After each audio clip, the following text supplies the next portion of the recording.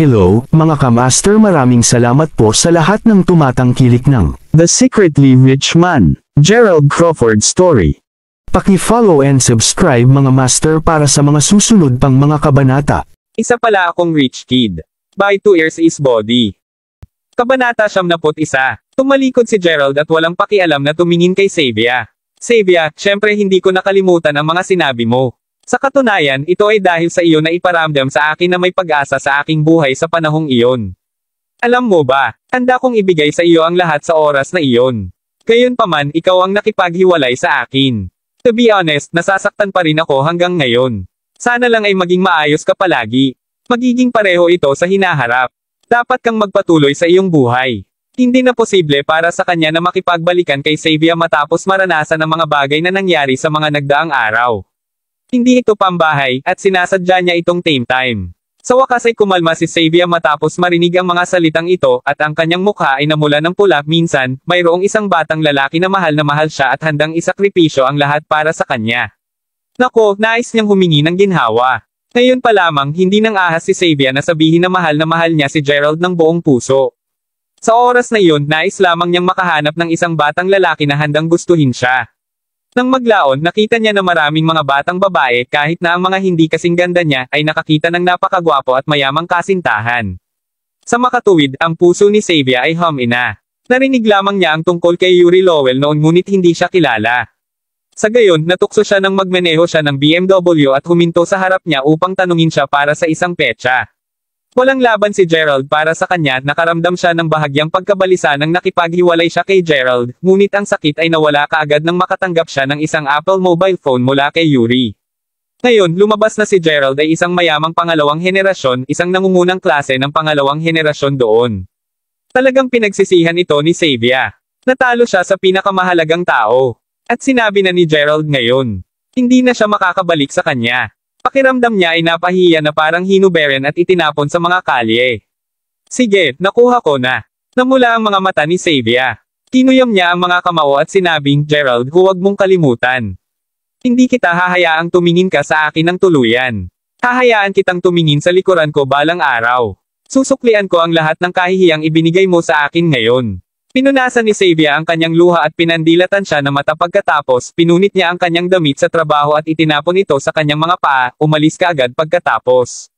Tiningnan ni Gerald ang kanyang pag-atres sa likod na mukhang walang awa sa huli, at hindi maganda ang pakiramdam niya rito.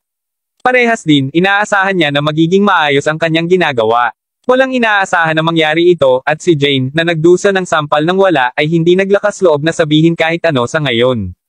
Kahit na dati lang siyang kasintahan, naging kasintahan niya si G.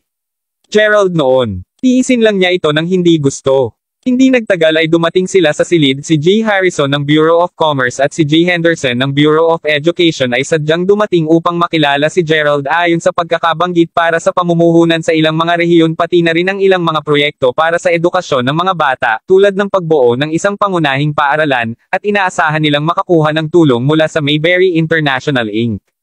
Ang lahat ng ito ay tapos na sa ilalim ng pagkakasunod-sunod ng kanyang kapatid na si Jessica Crawford. Naintindihan din ni Gerald kung ano ang ibig sabihin ng kanyang kapatid na upang tulungan sila bilang isang pabor, at sa gayon, masaya niyang pinirmahan ito. Si G. Harrison at G. Henderson ay lubos na nagpapasalamat dahil ang bawat isa sa mga proyektong ito na pinirmahan ni Gerald ay hindi simple. Halimbawa, para sa proyekto sa paaralang, isang kabuuan ng higit sa 20 mga paaralan ang itatayo sa Mayberry, masaya silang nasisiyahan sa pagkain, at nakilala rin ni Gerald ang iba pang mga mangangalakal sa Mayberry City. Ginoo, Gerald, ito ang name card ko. Kung kailangan mo ng anumang tulong sa hinaharap, huwag mag-atubiling tawagan ako. Kinamayan ni G. Harrison ang kamay ni Gerald bago siya umalis. Kabanata 72.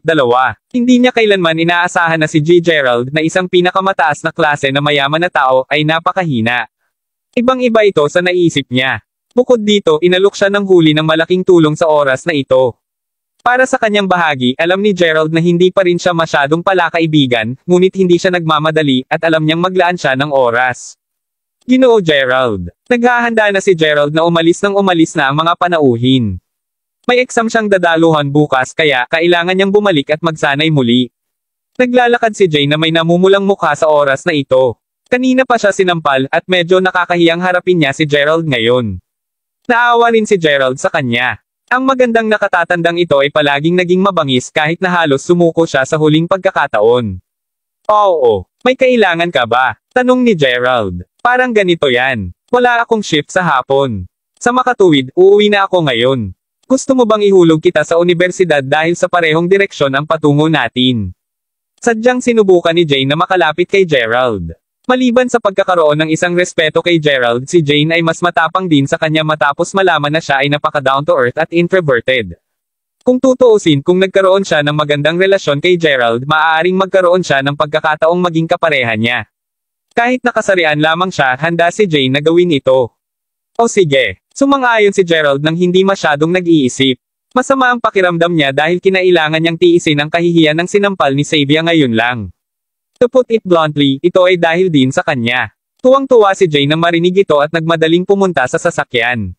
Hindi inaasahan ni Gerald na siya ay mabilis magmaneho at ang husay niya sa pagmamaneho ay ganun kahusay, tila maayos ang pakikitungo ni Jane sa mga tao dito, at ang dalawa ay may kaunting chat sa sasakyan. Sa oras na ito, tumunog ang cellphone ni Jane. Tinampot niya ito, tiningnan, at hindi na nakatiis. Di nagtagal, nagring ulit ang telepono. Kinuha niya ito at binaba ulit. Sagutin mo na lang ang tawag. Natatakot ka na baka marinig ko ito. Ngumiti si Gerald sa libangan.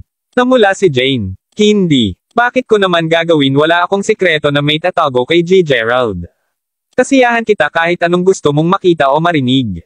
Tuldok-tuldok. Malumanay na sinabi ni Jane sa mga salitang ito, bahagyang iniangat ang kanyang mga binti upang ibunyag ang isang pares ng puting hita. Napakainit ng pakiramdam ni Gerald sa sandaling ito. Labis siyang natukso na makipag-ugnay sa kanila, ngunit medyo nahiya siya. Doon lang tumunog ulit ang telepono. Hindi nabibitin si Jane sa pagkakataong ito. Sa halip, sinagot niya ang tawag. Look, wala ka ba sa iyong pag-iisip?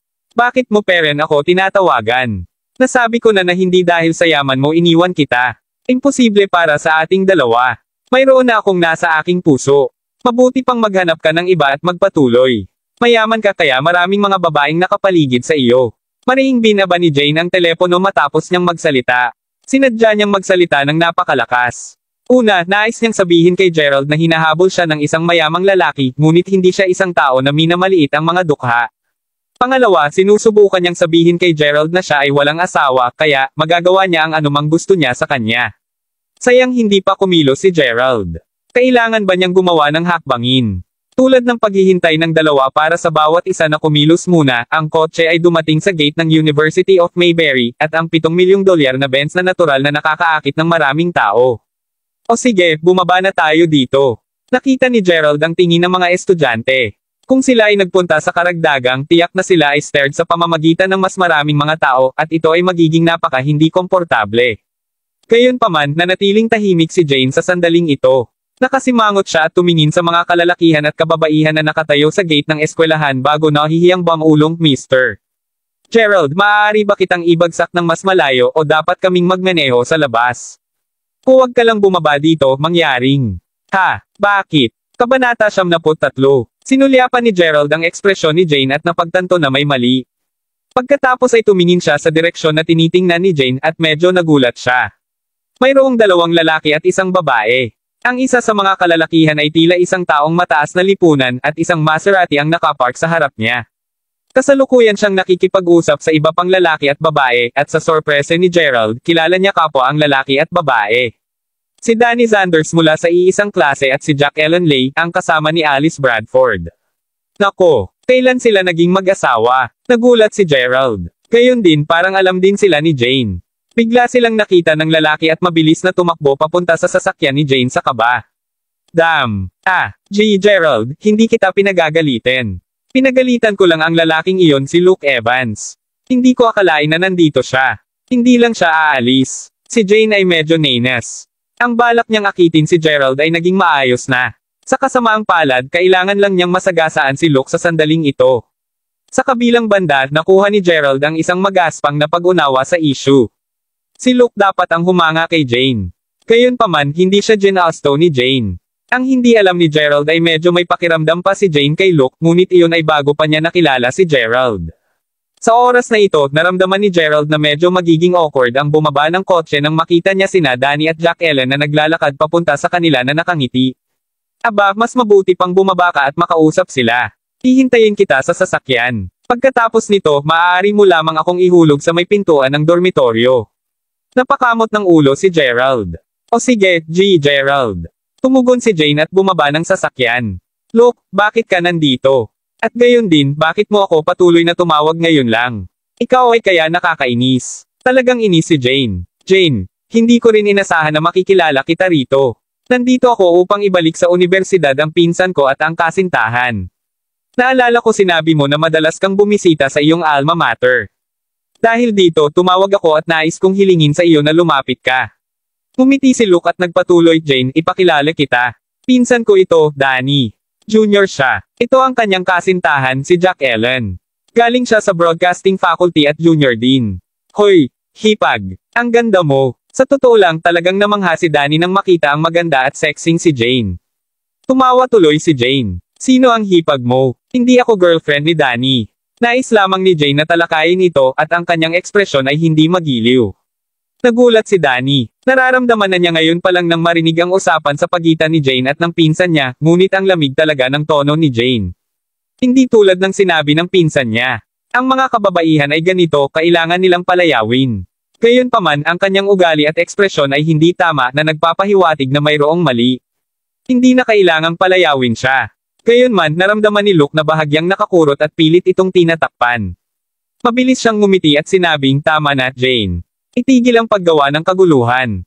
Pumunta at ay parada ang iyong sasakyan at kaming apat ay magkakasamang mamimili. Sino lang ang nagdudulot ng kaguluhan? Tandang padamdam. Look, nasabi ko na ito ng napakalinaw. Imposible para sa amin. Mayroon akong isang tao sa aking puso. Mayaman ka, madali kang makakahanap ng ibang magandang batang babae. Huwag mong sayangin ang oras at lakas mo sa akin. Walang awa na sabi ni Jane. Sa sandaling ito, maraming mga mag-aaral ang lumabas upang maglaro at lahat sila ay naaakit ng eksenang ito. Dalawang maluho na kotse, isang lalaki at isang babae na nagtatalo, mahirap na hindi pansinin, lalo na nang napakalakas ng pagsasalita ni Jane, nakakahiya kay Luke. Jane, sabihin mo sa akin. Sino ang nasa puso mo? Huwag mong sabihin sa akin, ang ninong mo ba ang nagbigay sa iyo ng Mercedes-Benz na ito? Siya ay halos 60. Naging madilim ang mukha ni Luke. Damn. Luke, mapapanood mo ba ang mga salita mo? Panipi. Kabanata 74. Si Jane ay nakakagiling ang kanyang mga ngipin sa pagkabalisa. Sa tabi niya, si Jack Ellen ay nakakapit ng mahigpit sa braso ni Danny habang kasabay ang paglaki kay Jane. Sabihin sa katotohanan, nang makita niya ang napakarilag na Jane na umuusbong mula sa magarbong kotse na iyon, agad na napag ng kainggit si Jack Ellen. Ano ang higit pa, si Jane mismo ay hindi pinaligtas siya ng isang solong sulyap, at si Jack Ellen ay hindi nasiyahan sa kaunting iyon, narinig ang isang bagay na kawili-wili, binulong niya kina Danny at Luke, kabutihan mo, na nakakaikot talaga si Jane. Mayroon siyang malalakas na kaibigan, bumibili ng isang mamahaling kotse tulad ng wala, ngunit mayroon ba siyang espesyal na tao? Marahil kaysa sa mga malalaking takon na iyon, maaaring pumili siya ng bagong larwang lalaki. Matampal. Sa sandaling sinabi iyon ni Jack Ellen. Sinampal siya ni Jane sa kanan sa mukha. Mabuti pang bantayan mo ang bibig mo. Ano ang kalokohan ng toy boy na ito? Sinampal mo lang ba ako? Hawak ni Jack Ellen ang mukha niya, halos sampal na walang saysay. Tila handa na siyang hampasin ulit siya ni Jane. Gayunpaman, hinawakan ni Luke ang kanyang kamay. Jane, mahal, sabihin sa amin kung mayroong anumang katotohanan sa mga sinabi ni Jack Ellen. Nakakuha ka ba ng alaga ng iyong sarili nitong mga nakaraang araw? Tila siya ay tunay na kinakabahan dito. Pakawalan mo ako, Luke. Anong negosyo mo ito, kanino man ako nagugustuhan? Sa puntong ito, labis na hiniling ni Jane na manatili siya sa kotse.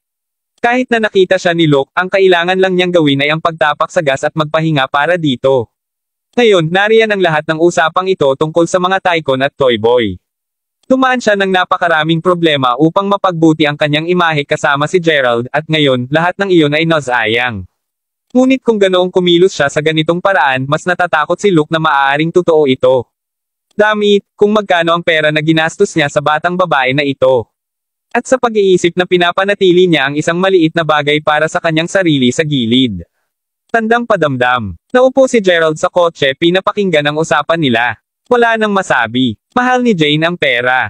Alam na yan ni Gerald, minsan isang babaeng punong abala sa ilang mga hot spring resort sa bundok, siya ay may hawak na isang ehekutibong posisyon. Walang paraan na hindi siya magkakaroon ng maruming maliit na mga lihim dito at doon. Sa ngayon, mas gugustuhin ni Gerald na magtaboy lang si Jane ngayon. Biglang, isang anino ang sumulpot sa tabi niya nang may lumitaw sa kanyang tabi. Si Jack Ellen yun. Matapos ang sampal na kinuha niya, sabik na sabik siyang makita kung mayroong pamamaga. Kung gayon, magkakaroon ng impyerno upang magbayad.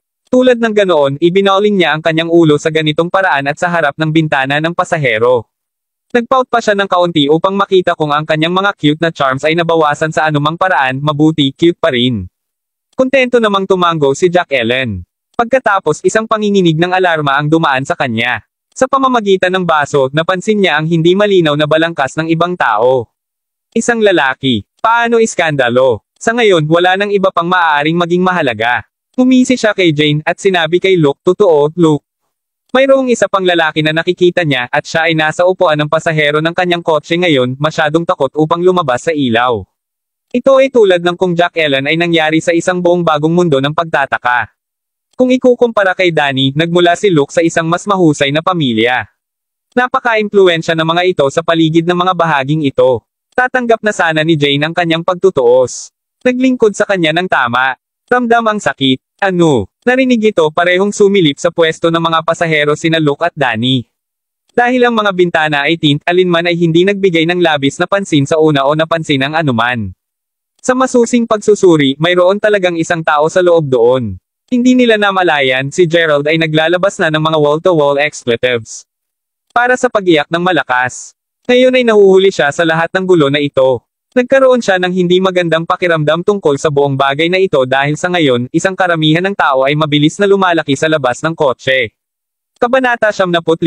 Ano ang nangyayari? Ang dami ng namamaga sa laki. Ang pag-usisa ay tumataas. Hindi pa sigurado, ngunit tila ang mainit na babe ay may nangyayari sa mayamang dude na iyon, ngunit dinadaya siya nito kasama ang isang larwang lalaki sa gilid. Ngayon, gumagawa sila ng eksena. Tama iyan. Ang ibang tao ay nasa sasakyan habang nagsasalita kami. Ito ang magiging dramatikong magbunyag. Namamatay ako dito. Hey!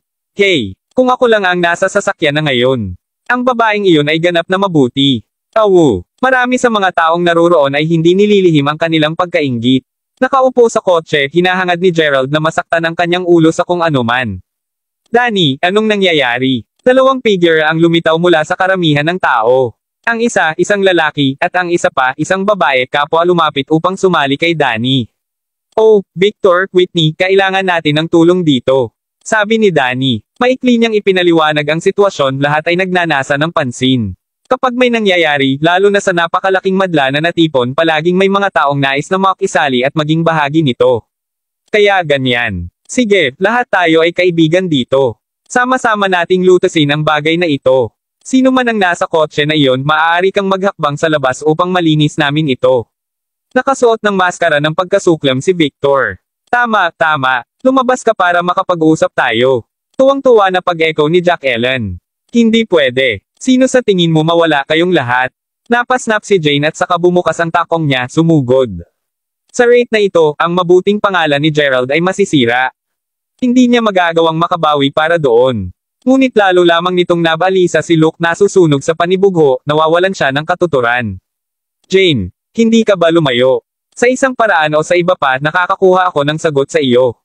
Pagkatapos ay nandoon sina Danny at Victor, sinusubukan na buksan ang pintuan ng pasahero. Gayunpaman, hindi na kailangan. Nakikita kung paano umabot na sa mga bagay na ito, binuksan ni Gerald ang pinto at lumabas ng mag-isa. Ang paraang nakikita niya ito, kung nag-aalangan pa siya, mas lalong magpapalole nito. Gerald, magiging damned ako. Ang impyerno. Ano? Sina Danny, Jack Ellen, Victor, at Whitney lahat ay nagtanim ng kanilang mga panga sa lupa. Bakit ka nandito? Hingal na hingal si Jack Ellen. Sa totoo lang, nitong ilang araw, si Jack Ellen ay nagtataglay ng isang malaking crush kay Gerald. Sa kasamaang palad, nanatili siyang walang kamalayan sa lahat ng mga pahiwatig na ibinibigay niya sa kanya. Ang dahilan kung bakit siya lalabas kasama si Danny ay salamat sa bahagi kay Gerald. Dahil hindi siya nagpakita ng interes kay Jack Ellen, nagpa siya siyang sundin ng isa sa kanyang mga kamag-aral sa halip, inaasahan na pukawin ang kanyang paninibugho. Bukod dito, siya ang pangunahing hinala niya bilang tunay na pagkakakilanlan sa likod ng isang tiyak na maalamat na figura. Para sa kapakanan ng isang catch tulad niya, ang ilang mga tactical na underhanded ay perpektong nabigyang katarungan. Gayunpaman, pinatunayan itong napakalaki ng isang baluktot na balangkas. Damn! At narito na ako ay nagtataka kung paano mo biglang sinaktan ito. Ngayon nakikita ko na ikaw ay isang batang lalaki ng laruan sa buong panahon. At sa pag-aakalang pinapakita mo ang iyong pera para makita ng lahat. Madilim na ungol ni Danny. Sa totoo lang, ang paghahanap kay Gerald doon ay ginawa itong mas kawili-wili para sa kanya. Nakapagpahinga ng ngiti si Gerald. Binibigyan lamang ako ni Jane ng isang pag-angat pabalik sa paaralan, haha. Masyadong maraming ginagawa sa inyo. Ito ay isang nakakahiyang sitwasyon, ngunit pinananatili niya ang cool. Ang impyerno tayo. Kumaway si Danny. Huwag subukang pigilan ito. Ang aming Jane ay pinananatili ka sa paligid bilang kanyang laruan, hindi ba? Ang lahat ng perang iyon na pinagsama mo ay maaaring galing kay Luke. Ano ito? Danny, kilala mo ang lalaking ito. Itinuring ni Luke si Gerald na may bukas na puot. Ha, hindi lang natin siya kilala, ngunit kamag-aral din namin siya. Isang walang kwentang tao na naging mayaman bigla. Umiikot ng ilang kwento tungkol sa pagkapanalo sa loto, ngunit lumalabas na siya ay alaga lamang ng isang tao. Tama iyan. Pumutok si Whitney. Narinig ko na si Gerald ay namimili ng mga damit ng isang beses sa upmarket na lugar sa labas ng campus. Tuldok. Wala siyang sapat na pera sa kanya sa oras na iyon, ngunit may isang batang babae na kasing edad namin na ang nagpakita at nagbayad kapalit niya. At pagkatapos ibinigay niya sa akin ang mga damit na iyon. Ang batang babae sa kwentong iyon ay naload at nagmamay-ari ng buong kadena ng tindahan, marahil siya ay isa rin sa mga batang babae na humahawak sa iyong tali, ha? Ang nangyari ay noong ibinigay ni Gerald ang Reg Along iyon kay Whitney ilang araw lamang ang nakakaraan, binisita niya ang parehong tindahan sa unang pagkakataon upang siyasatin kung niloko man niya siya kahit papaano. Kabanata 76. Nang malaman niya ang mga damit na iyon na nagkakahalaga ng higit sa 10,000 pera, si Whitney ay nagulat ng hindi masabi. Gayunpaman, marahil dahil ang salesperson sa shop ay gumawa ng isang kaguluhan sa kung paano ang regalo ng babaeng iyon kay Gerald ay napunta sa mga kamay ng isa pang batang babae. Tuldok. Si Whitney ay masyadong nahihiya na ilabas ito hanggang ngayon. Ngayon lamang niya nalaman na siya ay talagang mahirap. Sa katunayan, palagi niyang iniisip kung saan nagmula ang lahat ng kanyang kayamanan. Ngayon, may katuturan ang lahat. Tulad ng sinabi niya sa kanya sa online, mayroon siyang patron. At hindi lamang iyon. Kahit na siya ay chauffeuring sa kanya sa isang Benz. Huling oras, naging Ferrari ito. Ngayon, lahat ng mga piraso magkasya sa lugar. Pumuso si Victor. Gerald, lagi kang parang isang gandang lalaki. Upang isipin na nasa iyo ang isang bagay tulad nito, at si Mila ay dapat na matalik na kaibigan sa isang talo na katulad mo. Ang dami ng tao ay sumabog sa gulo. Waha, hari siya ng gigolos. Medyo patas siya kaysa sa dati, ngunit walang Diyos sa mga tao. Paano siya napakapopular sa maraming mga babe? Hindi mo dapat alam ito, ngunit ilang mga kababaihan tulad ng ganitong uri ng tao. Ang bawat tao ay abala sa doldol. Nag-aalab sa galit, handa na si Luke sa isang laban. May tampal. At gayon pa man si Jane na ang mariing hinampas ang mukha ni Luke. Ang ginagawa ko ay wala sa iyong pag-aalala. Maaari ka lamang mag-scram. Nagiging hysterical si Jane, si Luke ay palaging nakakainis, ngunit kinaya pa rin ito ni Jane. Gayunpaman kung ipinatong niya ang isang kamay kay G. Crawford ngayon, papatayin niya sana siya bago pa siya magkaroon ng ideya kung ano ang nangyayari. Jane, sinta, sinaktan mo ako, alang-alang sa iyong maliit na larwang lalaki, sinaktan mo talaga ako.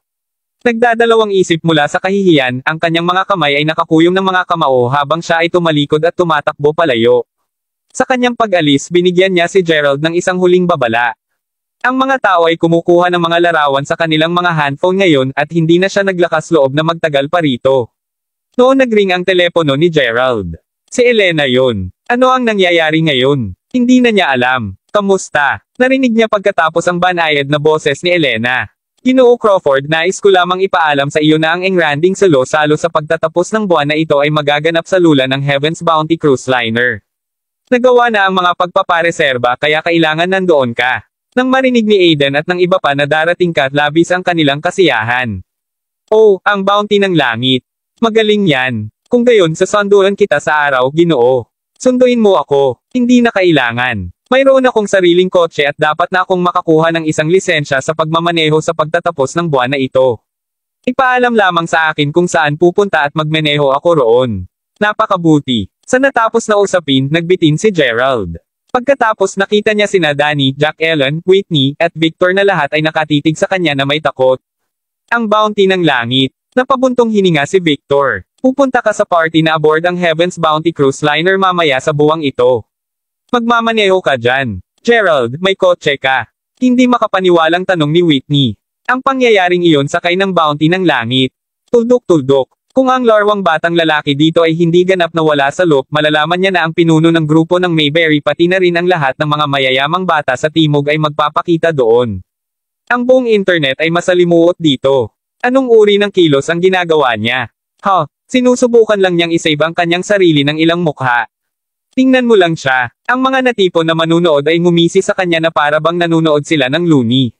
Ang pagdurusa sa lahat ng panunuya na ito, walang ginasto si Gerald kundi ang lash out sa kanila, ito ay magiging simple.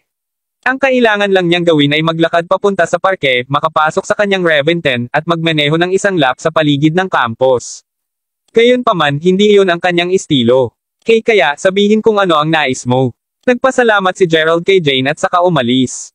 Damn it, para saan ang batang lalaking yan na naglalakad? Bibigyan kita ng mabuting para saan? Tinitigan ni Danny ang mga punyal sa likuran ni Gerald. Pagkatapos ay tinungo ni Gerald ang paaralan sa pagmamaneho. Gerald. Bigla na lang tumunog ang boses ni Mila mula sa likuran niya. Kabanata 77. Lumingon si Gerald upang tumingin. Si Mila yon. Dito upang magsanay sa pagmamaneho. Nakangiti niyang tawag. Yup. Dadalhin ko ang pangalawang pagsubok bukas. Wow. Dadalhin mo ba ang pangatlong pagsubok noon? Dahil sa nangyari sa huling pagkakataon, tumakbo siya nang hindi natapos ang pangalawang pagsubok. Naturally, kailangan niya itong muling kunin. Tumango si Gerald bilang sagot. Malaki. Sabay tayo at umasa na pareho tayong pumasa. Mabuti ang tunog. Tayo na sa pagsasanay sa pagmamaneho. Pagkakita kay Mila na pinapagalak na siya. Dati, nauutal na siya sa paligid niya. Kung nais mong makita ang mundo, mabuting magkaroon ng mga kaibigan sa matataas na lugar.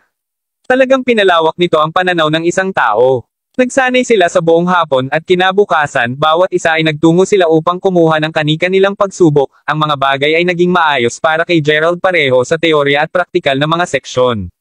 Sa loob lamang ng ilang araw, ang kanyang lisensya sa pagmamaneho ay nakuha.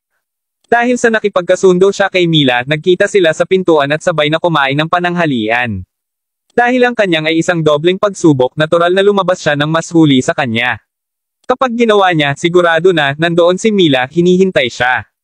Basta, may isang batang mag-asawa din na kasama niya at lahat sila ay nakikipag-chat tungkol sa isang bagay. Dahan-daang tumawid si Gerald. Lahat ng tatlo ay naengganyo sa kanilang pag-uusap at walang napansin na lumalapit siya. Mila, bukod sa mga pagtitipon ng aming pamilya, halos hindi ka namin kailanman nakita. Ano ang ginagawa mo dito sa sarili mo? Nakangiti ang dalaga, ngunit hindi ito umabot sa kanyang mga mata. Mayroong isang mahina na panunuya sa kanyang tono. Tama, Irene. Hindi talaga kami nag-uusap. Ngunit dapat kong sabihin palagi kang humanga sa akin. Tuldok-tuldok. Ito ba ang iyong pinakabagong kasintahan? Ang paraan ng pagsasalita sa kanya ni Mila ay ganap na ring naka-off. Ito ay tulad ng kung sila ay mapait na kaaway, laging handa na pag-atake sa paningin. Isang panghabang buhay na pagtatalo. Ang huling linya na ito ay humingi ng isang bahagyang pagngangalit mula sa gwapong binata sa tabi ni Irene. Mila, gaano mo man ito hiwain, mas matanda ako ng ilang buwan. Dapat kang magpakita ng higit na paggalang kapag kausap mo ako. Wala ka bang natutunan na asal? Tila nagalit si Irene, tiyak na pareho silang Smith. Ang ama ni Irene ay tiyuhin ni Mila. Kasama ni Kyle, lahat sila ay pinsan. Ang bagay ay, habang masarap na mapasama sa mga taong kasing edad mo, may mga pitfalls din. Mula pagkabata, ang pantay na katayuan sa pagitan ng parehong mga batang babae ay palaging isang problema. Tulad ng Natiran, nakikipagkompetensya sila sa lahat, tulad ng ginawa nila mula noong sila ay maliit na babae. Ito man ay tungkol sa mga pag-aaral o katanyagan, si Mila ay laging nauna kay Irene. Sa mga pagtitipon ng pamilya, isang bagay na laging gustong sabihin ng mga matatanda ay, Irene, may matutunan kang isa o dalawa mula kay Mila. Si Irene ay lumaki sa anino ni Mila, at ginawa silang mapait na karibal, palaging sinusubukang bumangon sa isa pa at lumaki na sila ngayon, ngunit hindi pa rin nila nakuha ang matagal na nilang galit. Naririnig mo ito sa paraang nag-usap sila. Ma'am, alam ko Mila, palagi kang medyo nabawi at mayroon kang mataas na pamantayan, at para sa lahat ng iyon, pagkatapos ng maraming taon, hindi isang solong kasintahan sa ebidensya. Ano ang maipapalagay mong alam tungkol sa pag-ibig at pagkalungkot ng puso?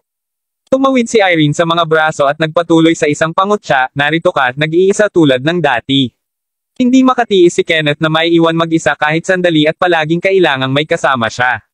Nahihiyang ngumiti si Kenneth Lee, ang braso nito sa paligid ng payat na baywang ni Irene.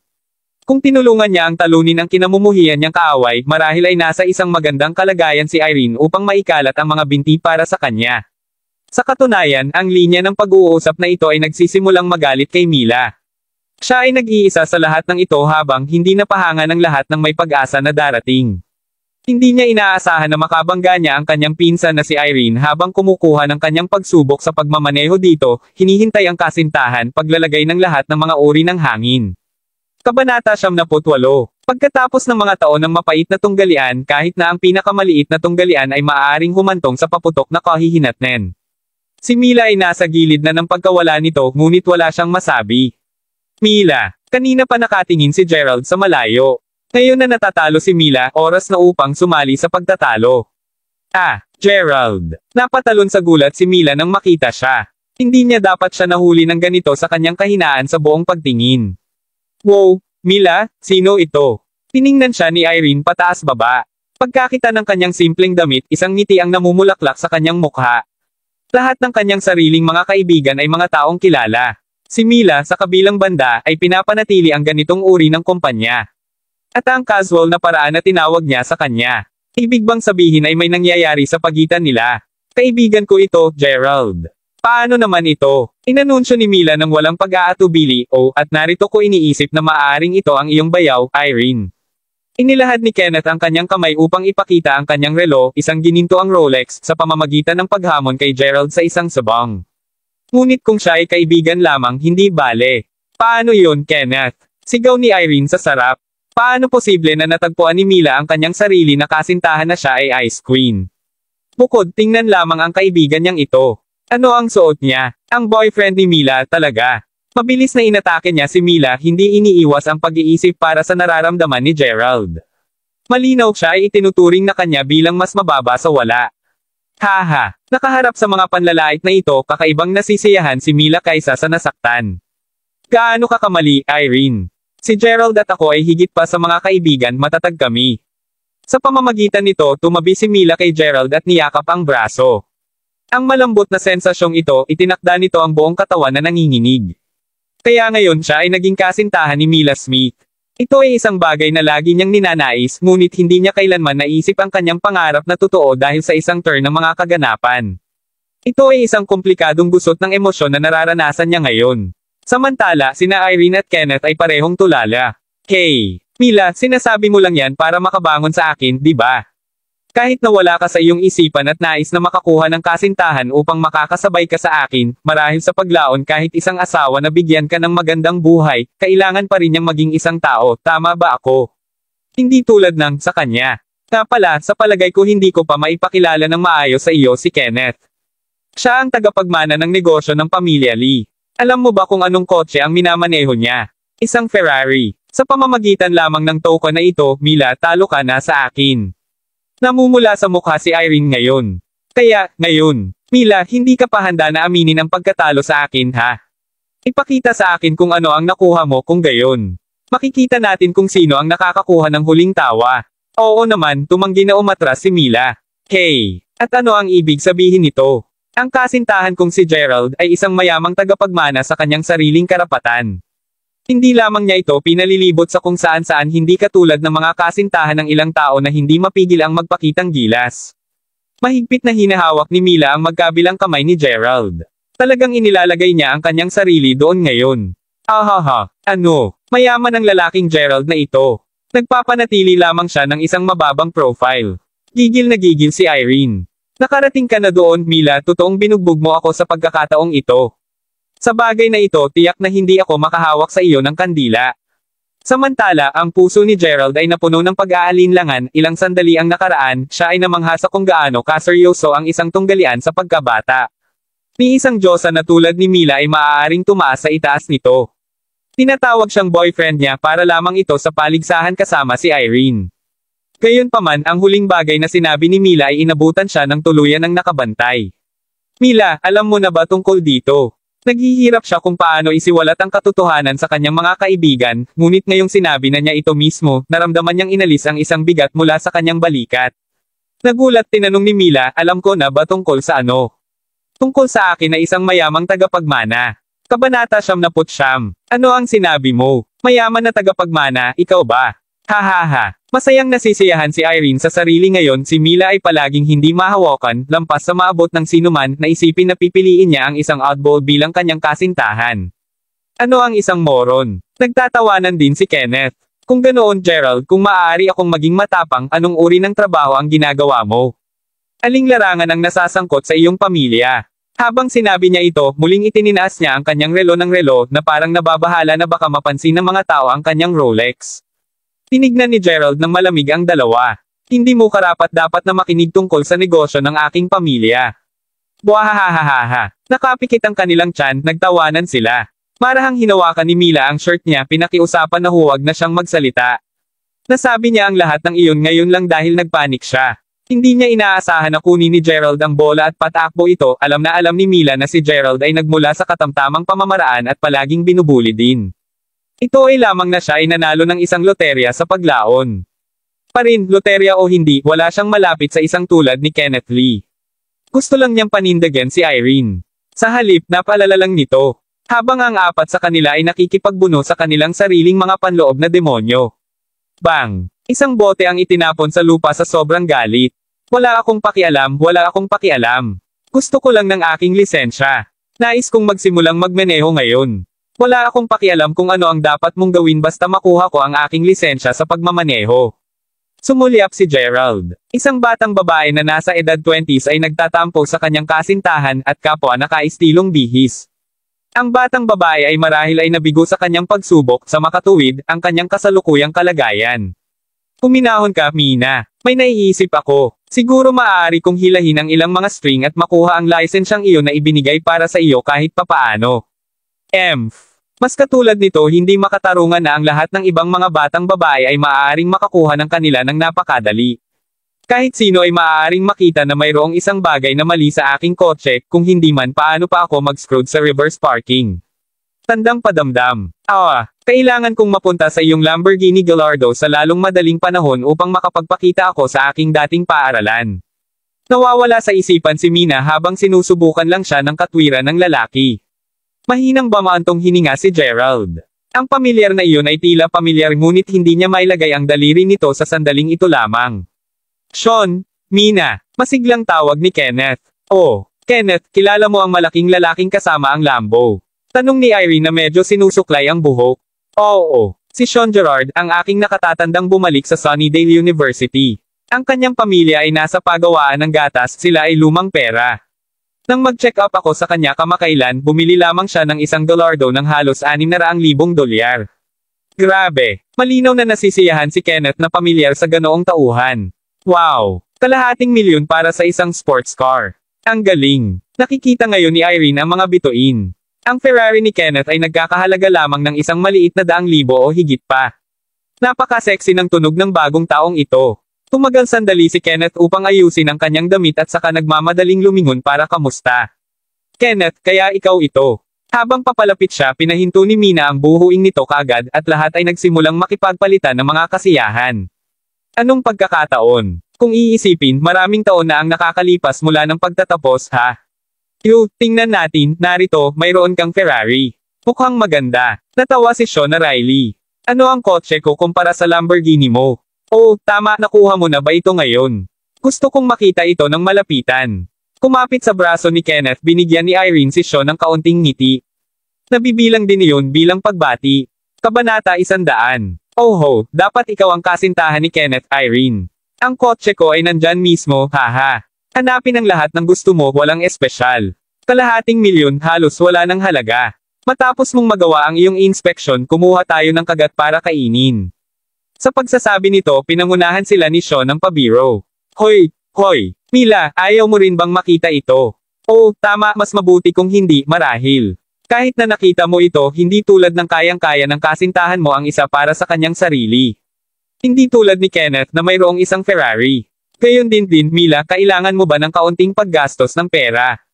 Sana maintindihan mo. Kung hindi dahil sa pag-alay ni Sean na pakitunguhan kami sa isang pagkain, hihilingin ko kay Kenneth na bigyan kayo ng tulong.